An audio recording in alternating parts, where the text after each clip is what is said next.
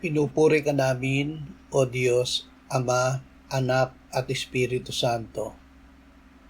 Salamat, Ama, na ibinigay mo sa amin si Jesus na iyong anak, na namatay para sa aming kasalanan, iyong muling binuhay, iniakyat at iniluklok sa iyong kanan sa langit.